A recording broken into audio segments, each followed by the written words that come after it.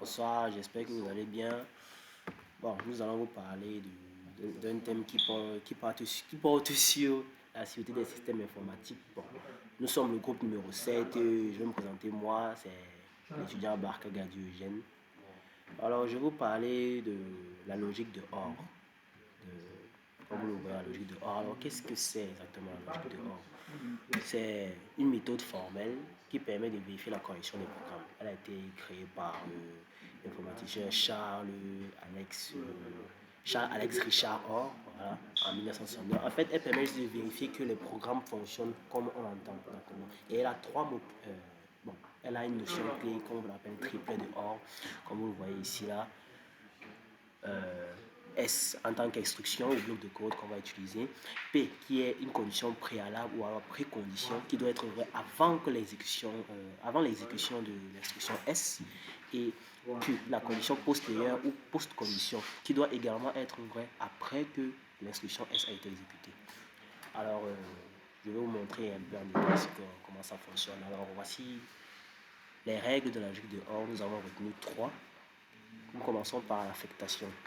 Comme on dit ici, la règle d'affectation signifie intuitivement que si on veut que P soit vrai après l'affectation, on doit vérifier que l'instruction est vraie avant qu'on la lance l'instruction. Comme vous voyez ici, on a remplacé X par E, donc l'instruction qui est vraie avant l'affectation. Et on note aussi également que cette règle n'a pas d'hypothèse, c'est une action, comme nous l'avons noté ici. Passons à la deuxième règle, conditionnelle.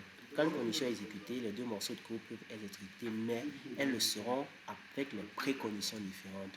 Alors, ça veut dire que, première des choses, que E soit vrai en prenant en compte la précondition, ou que soit faux, toujours en prenant en compte la précondition, on doit obtenir une instruction qui maintient la post-condition Q vraie. Comme vous le voyez ici, E égale true, en prenant en compte P, on obtient la condition, on obtient l'exécution qu'on avait la condition Q qui est maintenue vraie. Pareil pour le cas où E est faux, on suit le même cheminement. Et on tient aussi compte de la condition d'en bas, if E, then C, or else D. Ça veut dire que peu importe, comme je l'ai dit, peu importe l'état de E, on doit s'assurer que le code s'exécute et soit vrai en tenant compte de la post-condition Q. On doit s'assurer qu'elle reste ouverte à la fin. Prenons aussi le dernier exemple prenons le dernier point des règles de la logique de OR, la boucle. Pour trouver la spécification d'une boucle, nous avons un invariant de boucle. Comme vous savez, un invariant, c'est une valeur qui reste vraie avant et après l'exécution du code. Bon, en fait, avant, pendant et après l'exécution du code. On a vérifié que lorsque l'invariant est vérifié au départ de la boucle et que la condition de boucle E est vraie, alors l'invariant est toujours vrai à la n de la boucle.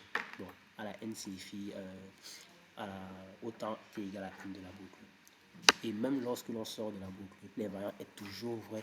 Mais cette fois-ci, on prend en compte le fait que la condition n'est plus vérifiée, puisqu'on devait juste s'assurer que l'invariant reste inchangé. Comme vous voyez, on a E égale 3. Maintenant, on prend en compte l'invariant I, alors on obtient l'exécution du code tout en maintenant l'invariant.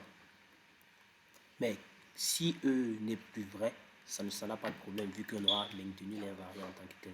Ok, bon, je pense que je vous ai assez expliqué. Je vais passer la parole à mon autre camarade qui va vous parler de la suite.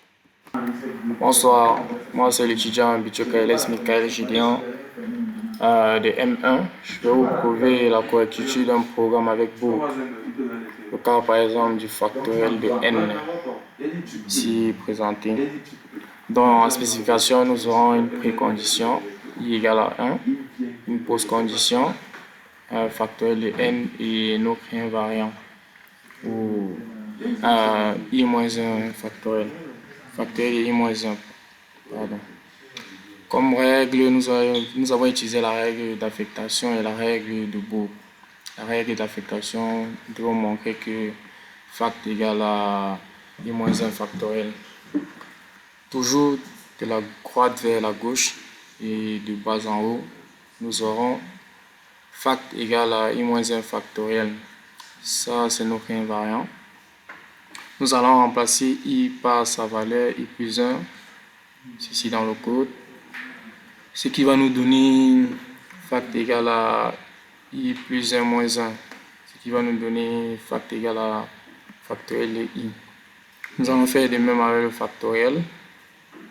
Nous allons remplacer par sa valeur fact fois i, ce qui va nous donner fact fois i égale à factoriel de i. Par la suite, nous allons tirer fact, ce qui sera égal à factoriel de i sur i. Sachant que factoriel de i égale encore à i factoriel de i moins 1 factoriel sur i, nous allons simplifier les deux expressions. Nous allons retrouver notre invariant. Donc, fact égale à i moins 1 factoriel. En post-condition, en précondition, de même qu'en post-condition, donc notre invariant est prouvé. Nous passerons ensuite à la règle des boucles pour en déduire la valeur finale de fact. On aura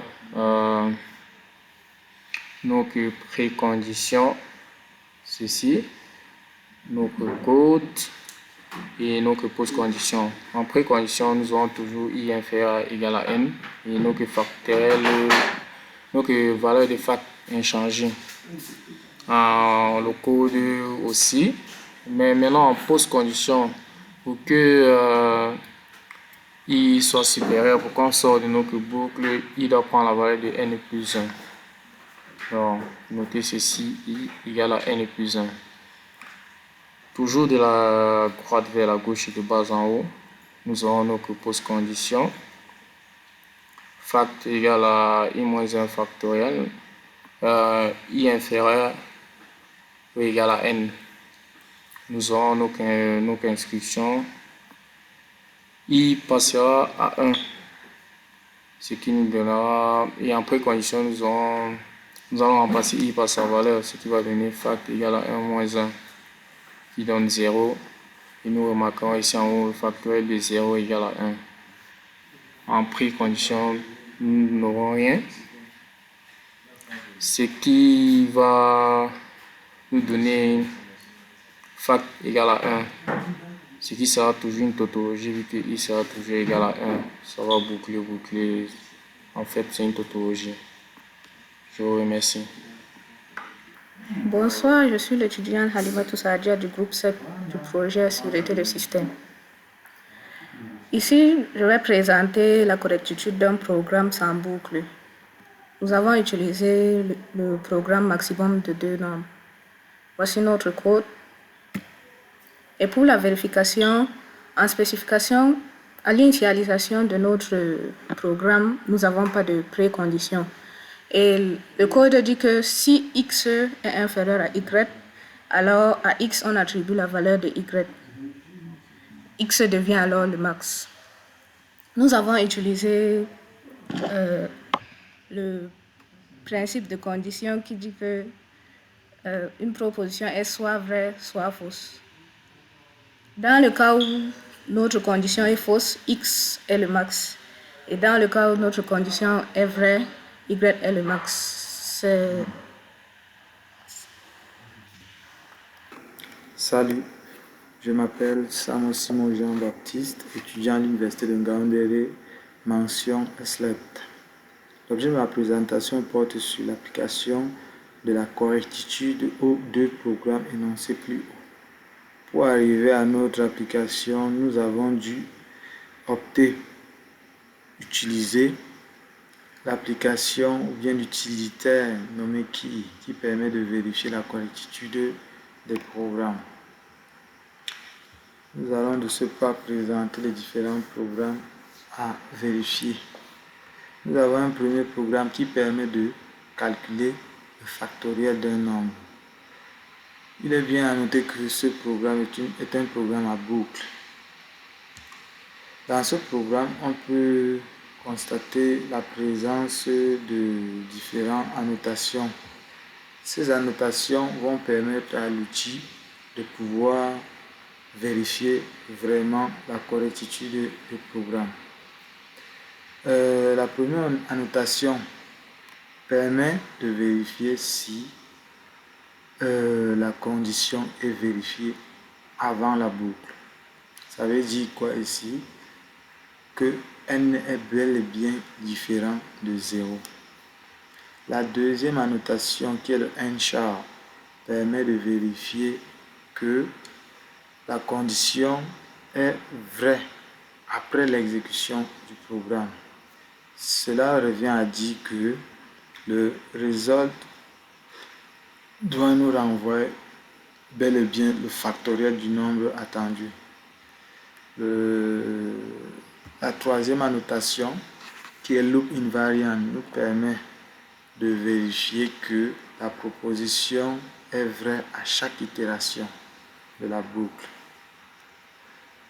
Nous passons au deuxième programme qui est le programme permettant de trouver ou bien de calculer, qui permet de déterminer le maximum entre deux nombres A et B. Nous avons ici une annotation qui permet de vérifier si, après l'exécution du programme, on a bien le maximum des deux nombres. Bon, le maximum entre ces deux nombres. Je vais de ce pas lancer la vérification concernant la correctitude des deux programmes. Nous allons commencer par celui permettant de déterminer le factoriel d'un nombre.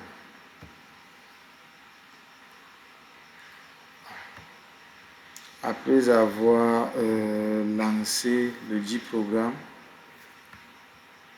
nous constatons bel et bien que le programme est correct, mais pas à 100%. Nous allons lancer le second programme qui permet de déterminer le maximum entre deux nombres.